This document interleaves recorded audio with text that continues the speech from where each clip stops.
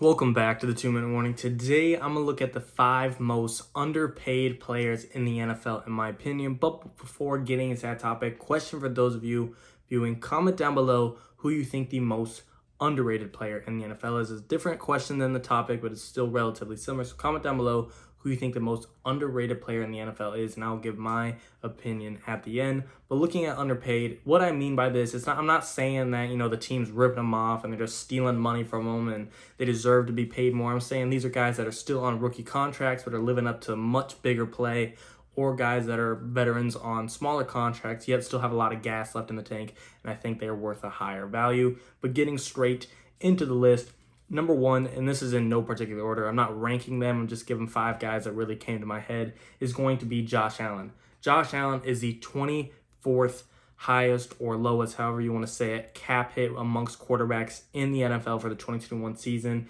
making right around $7 million. And thinking about it, Josh Allen is a solidified top 10 quarterback, and the argument is being made right now that he is a top 5 quarterback, and he's getting 24th best money.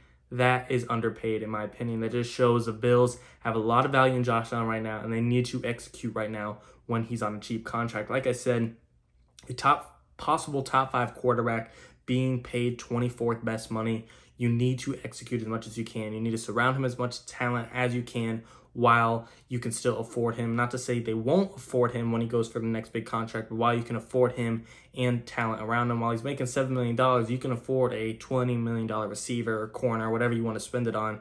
But when Josh Allen is due for his next paycheck or next extension, and all of a sudden he's making $35, $40 million a year, that $20 million corner is going to be hard to squeeze under the salary cap. So right now, Josh Allen is extremely underpaid. And again, I'm not saying the Bills are like holding out money from him and he's wrongfully underpaid. I'm just saying he's on a great value deal from the team's perspective and the NFL's perspective in general. Extremely great value. I can't say it enough on Josh Allen. Next one going to be another quarterback, and that's going to be Justin Herbert with the Los Angeles Chargers.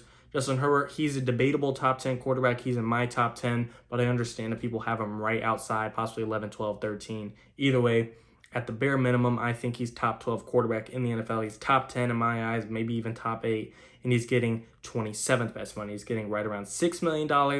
And again, same situation as the Bills. When you got a guy on a rookie contract that is playing like a veteran, playing like a pro, playing like a guy that can win Super Bowls, and that's what Justin Herbert's doing just in his rookie year, yet you're paying him a cheap contract, you have to execute as much as you can, as fast as you can, and surround him with as much talent as you can while you can.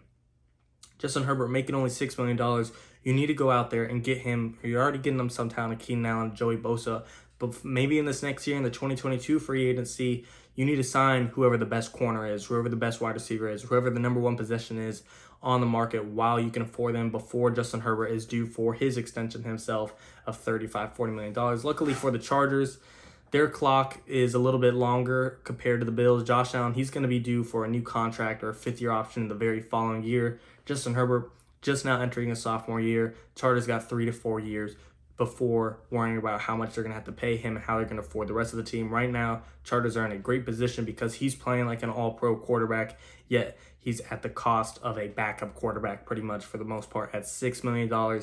That is great value for the Los Angeles Chargers. And like I said, surround him with as much talent as you can. There's already a decent amount with Keenan Allen, Derwin James, Mike Williams, Joey Bosa. But in this next offseason, when free agency comes around and there's some big ticket names that's going to be a free agent like Marshawn Lattimore, like Devontae Adams, Chargers need to give these guys a phone call and make a run at the Super Bowl while they can afford a big free agent target and still afford a top 10 quarterback. Again, to me, Justin Herbert's a top 10, top 8 quarterback, and he's making 27th best quarterback money, and that's insane. It's a great value for the Los Angeles Chargers from their perspective.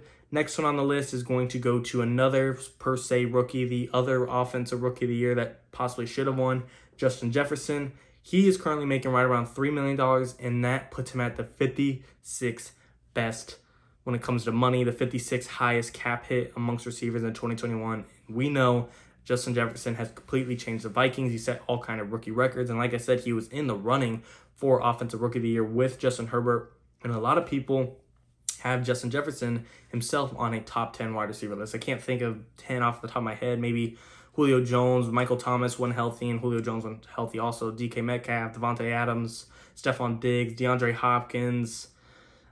I think Justin Jefferson will make the list or make the cut real close to that top 10 spot. There's some guys out there. I'm not thinking of Keenan Allen, Mike Evans, Chris Godwin. They're going to make the list probably. But either way, Justin Jefferson, A.J. Brown, to keep rambling outside of my head. But those Justin Jefferson, I'm not saying he's better than any of those guys, but I think he's on the same par and just as good as any single other receiver in that top 10 class, and therefore you're getting a bargain winning the Minnesota Vikings, and he's getting the money that the 56th best receiver or the 56th highest cap hit is getting. He's underpaid, and again, I'm not saying he's wrongfully underpaid. I'm saying he's undervalued, and that is a good thing for the Minnesota Vikings. They're getting a heck of a deal before he goes out there and gets a $20 million paycheck.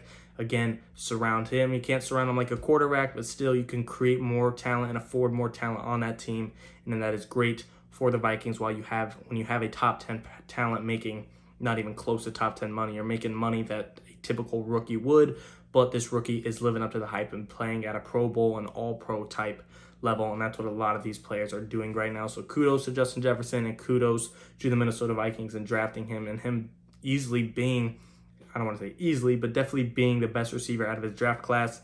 And he wasn't even the first one. I mean, there were guys like Jerry Jeudy, Henry Ruggs, CeeDee Lamb taken before him, and other guys like Jalen Reagor and Chase Claypool who are still good, but Justin Jefferson, not being the first guy in that class, still went out there and shown that he is the best guy out of that class. So like I said, kudos to him and the Vikings for getting an undervalued player that plays at a much higher level. Next one on the list, Jaire Alexander. According to Pro Football Focus, they have him rated as the #1 corner in the NFL, and he is the 40th highest cap hit in the 2021 NFL season amongst cornerbacks. That's insane. He's only making right around $4 million. And like I said, being ranked the #1 corner in the NFL according to Pro Football Focus, that is just insane. Even if you don't, obviously everyone has their opinion, and Pro Football Focus does a lot of analytics and statistics to figure that out. But even opinion-based, according to fans, according to me, according to scouts, according to analysts, they'll probably have Jaire Alexander in the top 5 corners in the NFL.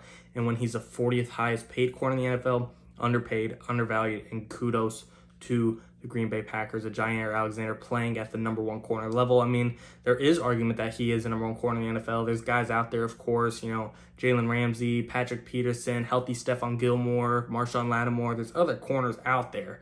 But Jaire Alexander, same thing as Herbert, same thing as Allen, same thing as Jefferson. He's on par with any other player in the league at their position, yet is paid like a player that is way below their level. I mean, Jaire Alexander paid at the 40th highest cap hit amongst corners. That's paying like a, tier 4 or 3 player when he's tier 1. Good job for him. Jaire Alexander, great value. Packers still have him on a rookie deal. He won't be on it much longer like Josh Allen, but they'll still have him 1 to 2 more years on a cheap basis. And especially this year, if they could figure it out with Aaron Rodgers, I think Aaron Rodgers and Jaire Alexander could be a big reason this team might make a push for a possible another Super Bowl or at least deep playoff run at the bare minimum. But of course, Rodgers will have a big impact as well. And then the last one, this is kind of an interesting take in my opinion, but I do strongly stand by it. Antonio Brown. Antonio Brown is due for $3 million guaranteed and up to $6 million in 2021, and that puts him at the 51st highest cap hit amongst wide receivers. And while $6 million may sound like a lot, and we don't know what Antonio Brown is, the way I see it, to put it into perspective for you guys, if there is a Fantasyland NFL draft amongst wide receivers, there is no way Antonio Brown is taken at 51st, and that's the amount of money he's making. To me, he's going to be a top 25 receiver still, even with his questioning him, even not knowing how he is, not knowing how he is on the field, off the field, him having his weird story of what he does and his drama. To me, there's no way he falls outside of the top 50, top 40, top 30 at the bare minimum, I think is where Antonio Brown would fall in that fantasy land draft. If he took all the wide receivers in the NFL, no way Antonio Brown still isn't a tier 2 receiver at minimum. And therefore, I think he's underpaid and undervalued. Again, not wrongfully underpaid, but he's undervalued, which benefits the team 100%.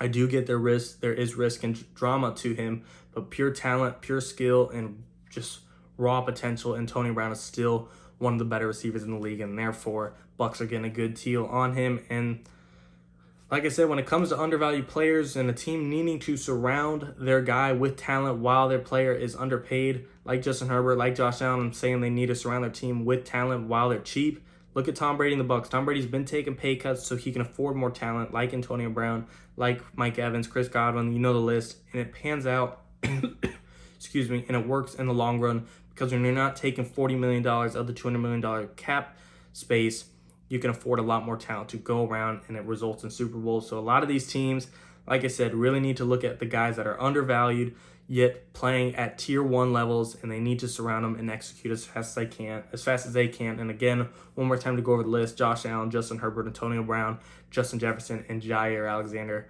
Great list of guys. Great guys that play at tier 1 potential sometimes, at least all these guys, maybe not Antonio Brown, but still, I think all these guys are underpaid and undervalued in the league. I'm not saying Herbert and Allen or Jefferson and Jaire Alexander are underrated, because they definitely get their say, they definitely get their respect, and they definitely get, their fear from defenses. They're very good players, but undervalued and underpaid is a perfect word to describe them, and the teams need to execute while they can, while they got these guys under cheap contracts. But of course, I want to hear from you guys. Who do you think is underrated or undervalued? Do you agree with my list? Do you disagree with my list? I want to hear your comments and thoughts down below. And as always, question for the video: the most underrated player in the NFL. Haven't really put much thought to it. Thinking off the top of my head, I would probably have to maybe go with Baker Mayfield. A lot of people hate on the guy. A lot of people love the guy. That really depends. Are you a Browns fan or are you not a Browns fan? But I do think he gets crapped on a little too much, in my opinion. Not saying he's the most underrated. That's just who came to my mind. I think Baker is a little bit better than we give him credit for. He's had a rough start to the league, having inconsistent offenses with coaching staffs and with players and with injuries. I think he's a little bit underrated, and that's just who came to my mind first. If I put real thought into it, my answer might change. But of course, guys, I want to hear your thoughts. Comment down below. And as always, thanks for watching. 2-minute warning.